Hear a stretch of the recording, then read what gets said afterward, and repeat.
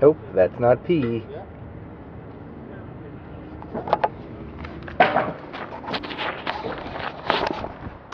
Hey guys, and welcome to another edition of the Thankfully Hillbilly. Well, we have a new victim. It is a Dodge Caravan, a 95, and got it for 60 bucks. Not bad. I usually try to get 50, but it was in decent shape. The guy has a problem in between. The van has a problem in between the battery and the starter. There seems to be something going wrong, but I couldn't figure it out. I thought maybe it was the wire was stripped and it was touching some metal somewhere. That's what it sounded like after I charged the battery and cranked it, but couldn't find it. And the day is, well, sun sets at like 4 o'clock. It's ridiculous. So I'm just draining, and yeah, let's take a look at it.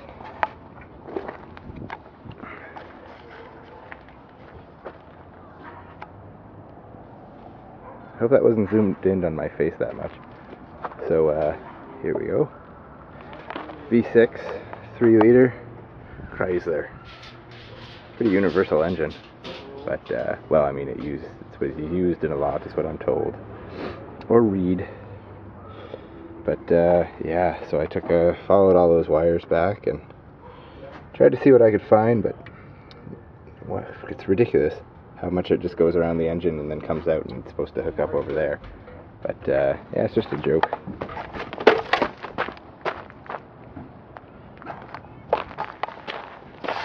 And that was me tripping. Alright, so this is a better look at it. It says 95, it's got a bunch of weird dots on it. You can still hear that engine dropping. And it's somewhat clean inside. I was kind of surprised for $200,000 and being a van. It was yeah, pretty simple car. I haven't even looked at through all of it yet, but what do we got? Focus. There we go. 230,000 K. That's not bad. But yeah, it's time for her to die.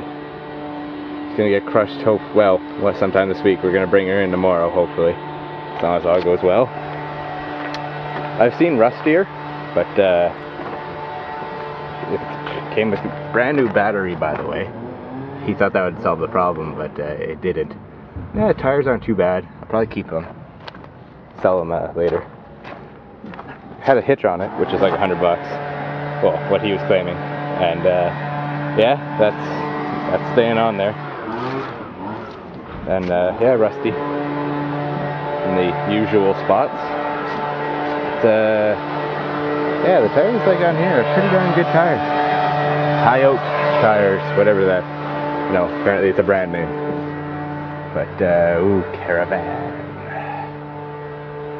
Anyways, that's about it. I'm gonna start ripping it apart, and because I can't even try to get it started right now. So, update you guys in a minute. Man, that's cool. Alright, so here's where I'm at. Got the radiator out, and the fan and the front grille. I just kicked it out. So I still can't figure out where this problem is. Before the sun goes down, it's getting pretty close. I'm gonna throw the battery in it and show you what I mean. But I've been just checking the wire, that if it where it connects to the starter there. You know, I followed it. It doesn't seem to be shorting out anywhere. But yeah, I don't know. I can't figure it out. But here, hold on. I'm going to throw the battery in it. Now this is more about hearing than seeing. So, as you see, power's still on. Got the battery hooked in there. And when I turn it, it will go. The battery will just, like as if it disconnected there. You'll check it out.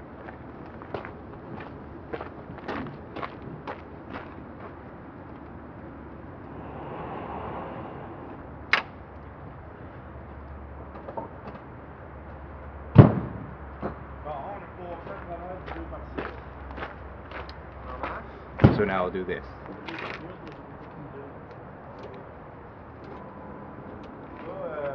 And it's back on. So, if you know what the problem is, you know, write a comment down below, and I'm curious.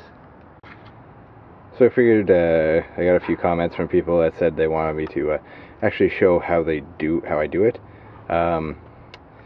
This isn't really for any expert. This is me, anything I know from like lame experiences I've had, but I'm going to show you how to take off the alternator. It's so ridiculously simple. So first thing I got to do is get my favorite tool. My favorite tool being a knife. And since this car is, you know, not going to be used again, I just cut this here. That'll come off. And then the next simple step, there's two bolts holding it on. Oh, sorry, that's my finger. This bolt here, and it just goes right through there. And way back here, if you could, I don't know if you can really see that, it's getting dark. There's another bolt just like that, and that's what keeps that in place. And once you take the belt off, then you pull these bolts all the way out. You can pretty much just take that alternator right off. And of course the wires have to be cut. Well, if you can take them off, but it's easier to cut it. And that's as simple as it is to take the alternator off. And I'm going to do it now. Alright, so one more update tonight. I just got the passenger side airbag out and the driver's airbag out. So now I have a total of 3, so this weekend should be pretty interesting. And yeah, that's my oh, this is not anything fancy. This is my headlamp I'm attaching to the top of my camera because I'm awesome and cheap. So yeah, this is that's it for tonight. Time to clean up, and we'll start again tomorrow. Alright, so I got everything off of here except the alternator. I just could not get that back bolt done, and it's funny that was the one piece I chose to actually show you how I do it the unprofessional way. I ended up hitting it with a sledgehammer. Nothing happened. So I just did that because I was probably mad. Got that airbag out of there. If anyone's really curious how you do it, I just took a wild guess. I bashed that thing out, and when it was totally off, you can reach in, and there's 4 bolts on it. Take those off. 4 bolts on the steering wheel, one right there, there, and there. That comes off. 2 wires, snip, and you got some airbags to blow up, just for fun. And yeah, pretty simple. Everything else is in the back here. We got some more junk, as you can see, plus all the little parts. And yeah, those are going to be gone. And of course the key.